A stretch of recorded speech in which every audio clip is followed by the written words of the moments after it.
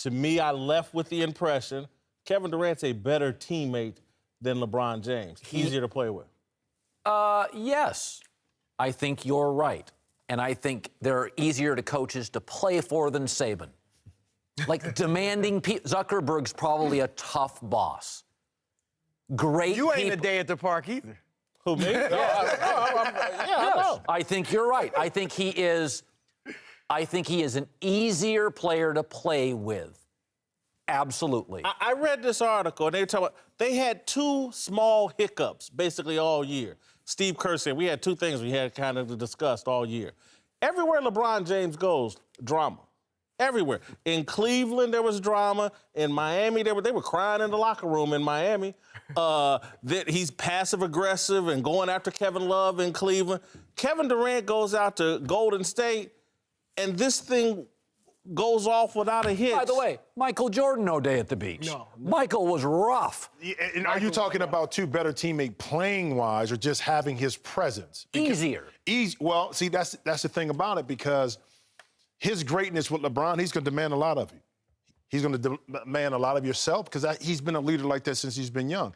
Kevin Durant hasn't been that vocal leader. Even when it was Seattle, when it was at OKC, he's always kind of been the guy. He's been passive-aggressive at times, too. So, yeah, they're totally different. Now, to integrate a guy like Kevin Durant in an offense who plays similar to Klay Thompson, plays similar to Steph Curry, it's easy to integrate that kind of person who doesn't really need the ball to dominate as much as it is LeBron James. Now, LeBron is going to test you. He's going to test your mettle. He's going to test the management's mettle. And some organizations maybe don't want to deal with that because they know at the end of the day, you're going to have to adhere to some of the things that LeBron wants to do that maybe are not conducive to what you want. And there's no question from a basketball standpoint, it's so much easier to put Kevin Durant in that system. That's why I thought they win it the year one. Because he moves without the basketball, he can catch and shoot, he doesn't have to dominate it. If LeBron had gone to Golden State instead of KD, obviously they'd still be great, but they play completely differently. It would be LeBron creating everything and kicking out to Steph and Klay as they sit by the three-point line and wait. LeBron, throughout his career, everywhere he's gone, he has become the system. He is the system. I think that's one reason the team falls off so badly when he leaves or when he's on the bench. Because he creates everything, and that's good because he's so great, but at the same time, it's more difficult on the team. And Durant's he reminds me a little of Dirk Nowitzki, a better version, but he's a scorer. And we talked about this earlier in today's show. LeBron doesn't exactly know which gift to choose. Sometimes that's hard to play with. I've heard this from people in the league. It's like, not just his moods, but sometimes with LeBron goes into attack the basket mode. And you on the fly have to go like, okay, LeBron's shifting right here, and he's not announcing it. Kevin Durant's game is Dirk's game. Come, shoot, 28, thanks for flying United. That's his game. I'm going to make a football analogy that you'll love, I think.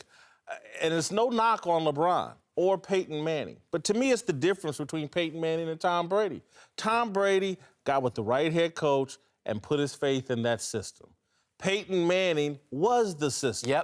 In Indianapolis and in Denver and everywhere. And Peyton Manning used to go out there and try to take on all the defensive coordinators at playoff time, and he couldn't do it. He's out there running around on the field getting hit. The defensive coordinator's just chilling on the sidelines, never loses his breath. And he can't, when you get to that level of the playoffs, you can't outthink a defensive coordinator. You got to trust your sideline. And so, again, Peyton Manning, 2 Super Bowls, Tom Brady, 5. Tom Brady's going to be the all-time great.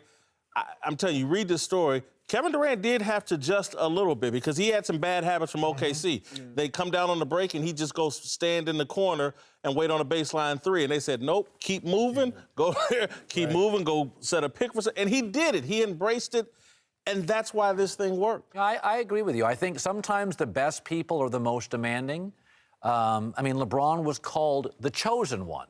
So you were dealing with that. And Nike and all that. With Kevin Durant, he was sort of long and gangly, couldn't bench 185 at the combine, kind of embarrassed him. He talked about it later. He's always been a little bit quiet and reticent to be Mr. Talkative. They're different personalities. But again, I just want to circle all the way back to Michael Jordan. As great as he was, he let Phil Jackson be Phil Jackson went with the triangle, trusted the system, and won 6 titles. LeBron James, it's again, we're going to play iso ball. Me and D-Wade, now me and Kyrie Irving. But you know what? He did trust Pat and Spoelstra after that first year in Miami. It took him a minute to kind of figure it out. But with Pat Riley, he's so demanding, LeBron really didn't have a chance when he was in Miami. And that's LeBron's personality in general. When they talk to marketing firms and endorsement companies, they want to be partners. He doesn't want to go in there and just be the client. He wants to have a say-so and be a partner. You see, he's already a business mogul, so he does want to come in and run things versus just doing what everybody tells him to do.